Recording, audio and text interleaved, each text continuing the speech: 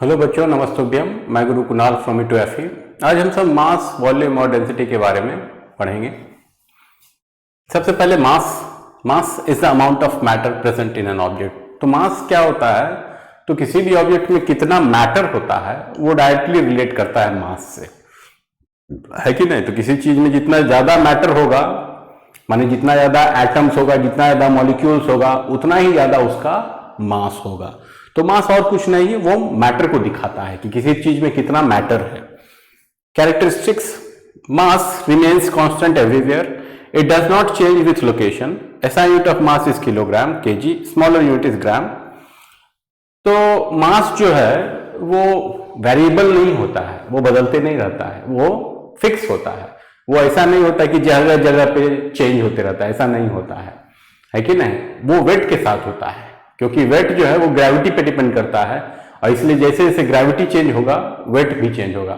मगर मास जो होता है फिक्स होता है, सब जगह एक ही जैसा होता है, कांस्टेंट होता है, ये लोकेशन के साथ बदलता नहीं है कि नहीं? मास का ऐसा यूनिट किलोग्राम होता है, kg, और छोटा यूनिट जो ग्राम है वो भी यूज होता है। Measuring mass is measured using beam balance, electronic balance. तो मास को नापने के लिए या तो हम सब बीम बैलेंस यूज करते हैं, नहीं तो इलेक्ट्रॉनिक बैलेंस यूज होता है। बीम बैलेंस काफी पुराना है, बहुत समय से उसका यूज हो रहा है।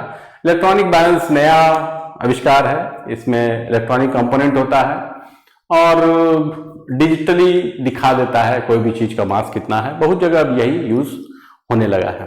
कन्वर्शन जो होता है वो 1 kg इक्वल टू 1 ग्राम होता है, और 1 ग्राम में 1000 मिलीग्राम होता है। तो 1 kg में 1000 ग्राम होता है, 1000 ग्राम होता है, और 1 ग्राम में 1000 मिलीग्राम होता है। For example, a text book has a mass of about 500 gram, a student may have a mass of about 40 kg। तो एक किताब जो है वो उसका वजन 500 ग्राम तक हो सकता है या आधा किलो हो सकता है, मगर एक स्टूडेंट जो है उसका वजन 40 किलो तक हो सकता है। तो ग्राम जो है छोटा यूनिट है और जो kg है वो बड़ा यूनिट है। इसके बाद है वॉल्यूम क्या होता है? तो volume is the amount of space occupied by an object. तो वॉल्यूम जो होता है वो होता है कोई भी ऑब्जेक्ट जो है वो कितना जगह घेर रहा है, कितना स्पेस ऑक्यूपाई कर रहा है कि नहीं? कितना जगह ले रहा है, तो उसी को वॉल्यूम बोला जाता है। ऐसा यूनिट जो होता है उसका क्यूबिक मीटर या मीटर क्यूब होता है। दूसरा यूनिट सब जो होता है वॉल्यूम का, उसमें cubic centimetre, cubic metre, litre, millilitre, है कि नहीं? CM cube, metre cube, litre, millilitre, ये सब और सब यूनिट भी है जो कि काफी यूज होता है। 1 लीटर में 1000 मिलीलीटर होता है। 1 मिलीलीटर जो होता है वो 1 सीएम क्यूब के बराबर होता है, और 1000 लीटर बराबर 1 मीटर क्यूब होता है।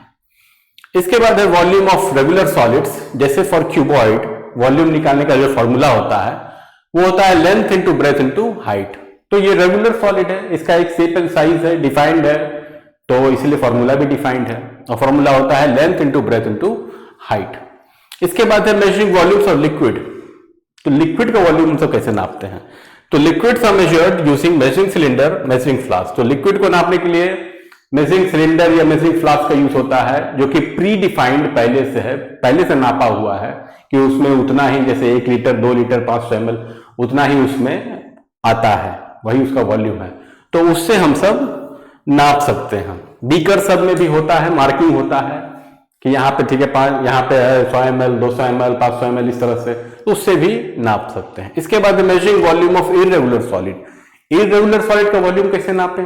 वो तो किसी फॉर्मूला में नहीं आता है, कोई शेप में तो आता नहीं है, तो उसके लिए हम सब वाटर डिस्प्लेसमेंट मेथड का यूज करते हैं, जो कि आर्किमिडीज प्रिंसिपल पे बेस्ड है। वाटर डिस्प्लेसमेंट मेथड, पानी में डुबा देते हैं, चेंज इन वॉल्यूम को नाप लेते हैं। स्टेप्स क्या है?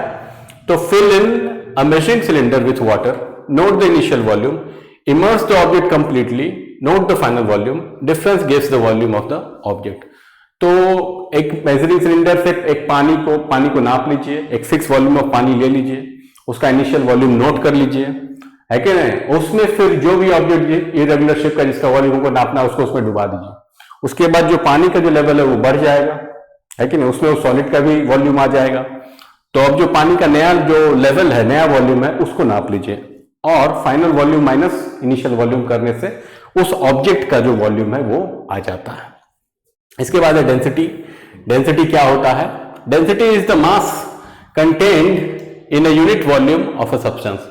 तो डेंसिटी जो होता है वो मास पर यूनिट वॉल्यूम होता है, मतलब किसी भी चीज का मास डिवाइडेड बाय उसी का वॉल्यूम हो जाता है, मतलब मास डिवाइडेड बाय वॉल्यूम हमको किसी भी चीज का डेंसिटी दे देता है कि नहीं। तो फॉर्मूला हो जाता है rho equal to m by v, जहां एम जो है मास है और वी जो है वो वॉल्यूम है। इसका ऐसा यूनिट हो जाता है केजी पर मीटर क्यूब।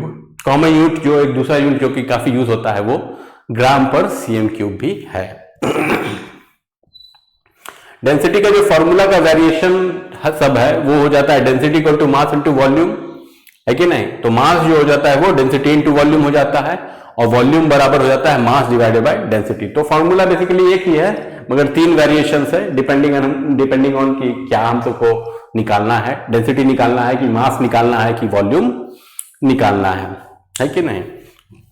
फॉर एग्जाम्पल कुछ चीज का जो डेंसिटी होता है, जैसे एयर का डेंसिटी बहुत कम होता है, बहुत हल्का होता है, इसीलिए ट्रांसपेरेंट भी होता है, 0.0012 ग्राम पर सीएम क्यूब, मतलब एक तरह से 1.2 मिलीग्राम पर सीएम क्यूब है।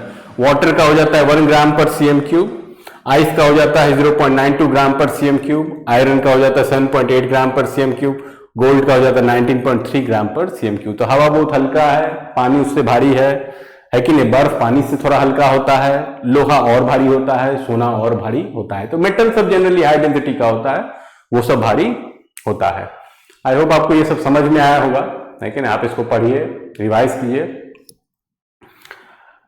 और अगर आपको हमारा कंटेंट अच्छा लगता है तो लाइक कीजिए, सब्सक्राइब कीजिए, कमेंट कीजिए, और हमारा जो साइट है कि नहीं e2fe.in, उसको विजिट कीजिए, देखिए आपको क्या अच्छा लगता है, क्या सूट करता है, और हमारे साथ आगे बढ़िए। धन्यवाद।